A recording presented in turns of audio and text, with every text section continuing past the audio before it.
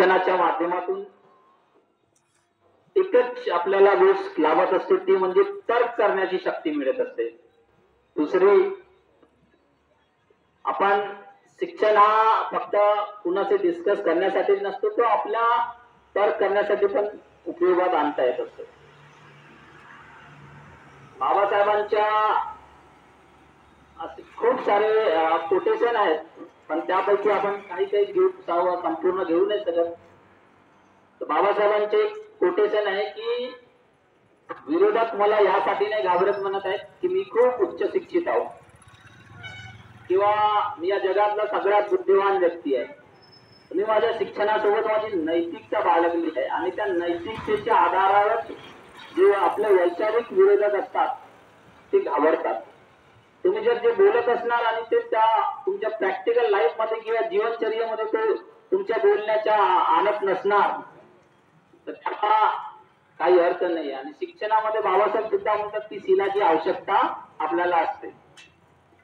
आज आपण बघतो ज्या वेळेला की शिक्षणाच्या माध्यमातून आपण आपला आर्थिक विकास खूप साधत असतो किंवा आपल्याला एक भौतिक सुख सुविधेच्या वस्तू पण खूप येतात, पण आपण जेव्हा त्याच्या जीवनमान ची गणना करत असतो त्यावेळेला त्याच्या कुठे ना कुठे शिलाची कमतरता दिसत असते. आज ज्या समाजामध्ये डॉक्टर बाबासाहेब आंबेडकर जन्म घेतलेले आहेत त्या समाजामध्ये त्या समाजाचा आम्ही घटक असल्यामुळे अभिमान तर आहेच.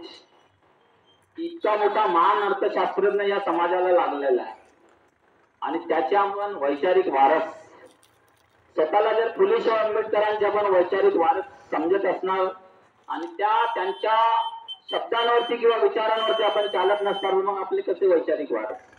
आज आपण बघतो माझ्या म्हणजे ज्या समाजाला 5000 वर्षापासून कापण्यात आलेला होता, फक्त 50 वर्षामध्ये अशी क्रांती त्यांनी फक्त शिक्षणाच्या माध्यमातूनच नाही, दृष्टिकोन आणि विचार करण्याची शक्ती प्रदान करून बुद्धाचा जो धम्म आपल्याला दिलेला आहे त्या धम्मामधून आज जी प्रगती आपल्याला दिसून पडत आहे. खूपदा आरोप लागत असतात की आरक्षणाच्या माध्यमातून हा समाज पुढे आलेला आहे. महाराष्ट्रामध्ये जर वस्तीची संख्या बघितली किंवा अनुसूचित प्रवर्गामध्ये तर जवळपास 3 ते 8 जाती आहेत आणि भारतामध्ये जर वस्तीच्या गणना केली तर 1200च्या जवळपास जाती आहेत. तर आपण महाराष्ट्रामध्ये बघतो ज्या प्रमाणात महार कम्युनिटीने विकास साधलेला आहे शिक्षणाच्या माध्यमातून किंवा सामाजिक आत्मसन्मानाच्या लढाईमध्ये, तितकं तुम्ही रेस्ट ऑफ ज्या कास्ट आहेत एसटीच्या त्यांच्याकडे बघा. युपी मध्ये जर आपण बघितला तर जी चमार कास्ट आहे तिचा जो सामाजिक आत्मसन्मानाचा स्तर आहे आणि रेस्ट ऑफ एसटी समाजातल्या कास्ट आहेत त्या बघा. तुम्ही आंध्राला ज्या आता खाटीक समाज ज्या प्रमाणात तरक्की केलेला आहे किंवा त्याच्या सामाजिक आत्मसन्मानाचा स्तर आहे, गुजरातमध्ये विणकर समाज आहे आणि दिल्लीमध्ये वाल्मिकी.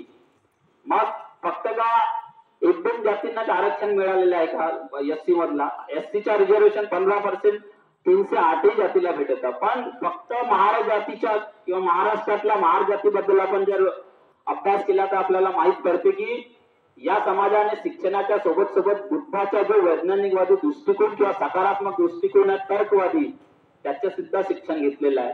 आणि या धम्माच्या किंवा नैतिकतेच्या आचरणामुळे हा समाज आरक्षणाच्या सोबत नैतिकतेचे आचरण बाळगत असल्यामुळे हा समाज जे भूतोन भविष्य 5000 वर्षापासून दाबण्यात आलेला समाज होता, आज त्याला फक्त 50 वर्षामध्ये ज्या भारतामध्ये जर बघितलं तर ब्राह्मण समाज एक असा आहे की त्याच्या विकासाचा स्तर खूप मोठा आहे. त्या ब्राह्मणापेक्षाही महार कम्युनिटीच्या जर विकासाचा स्तर बघितला तर खूप पुढे आहे.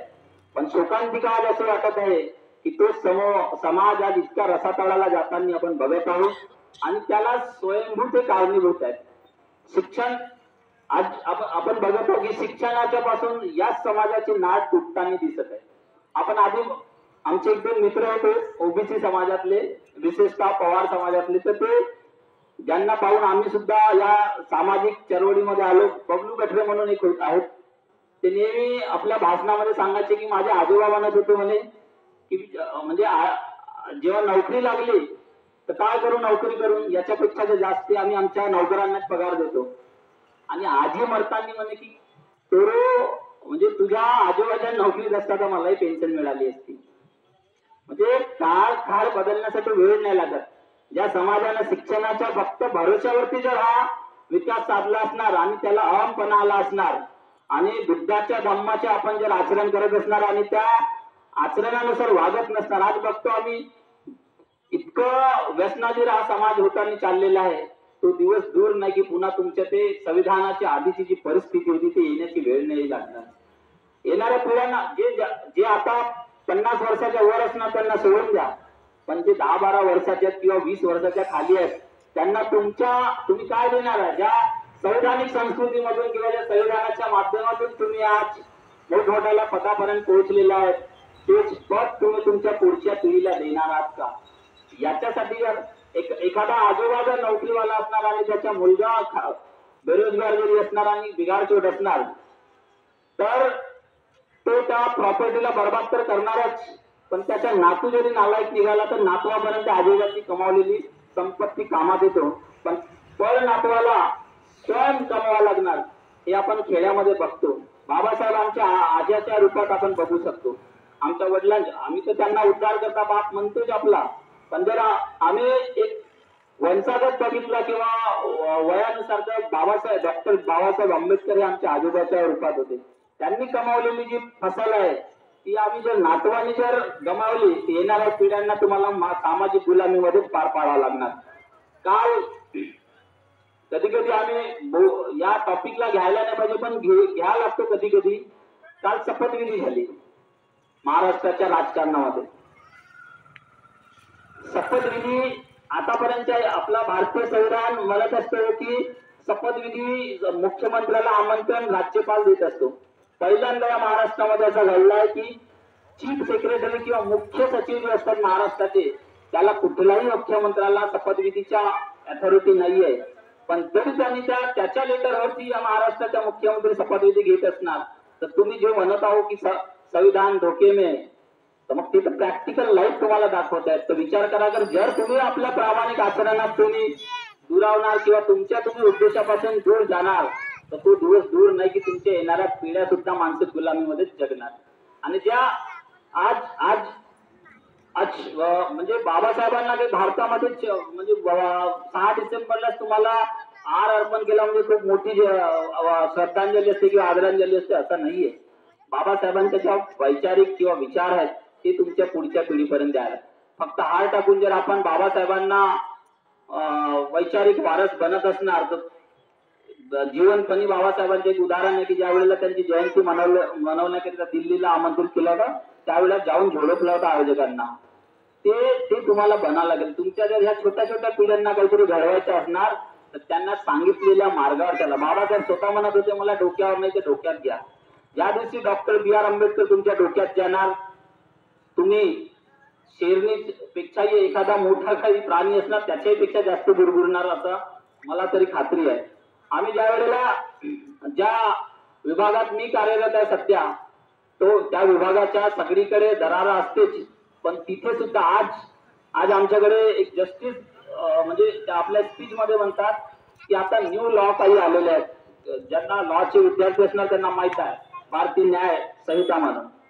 भारतीय न्याय संहितामध्ये फक्त 65 लॉ चेंज झालेले आहेत. तर जजेस जे आहेत 50-50 वर्ष किंवा 40-40 वर्षाची ज्यांची नोकरी झाली त्यांना अभ्यास करताना त्रास होत आहे. तर ते बोलता सांगत होते की मी फक्त 65 पैकी 23 मला वाचायचे आहे म्हणे आता ज्युडिशरी मध्ये आणि ते नाकी 9 येत आहे.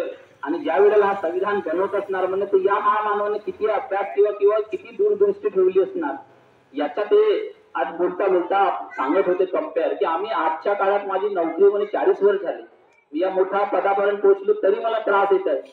ज्यांनी हा लॉ बनवला असणार त्याला किती त्रास किंवा किती अभ्यास करावा लागला असणार.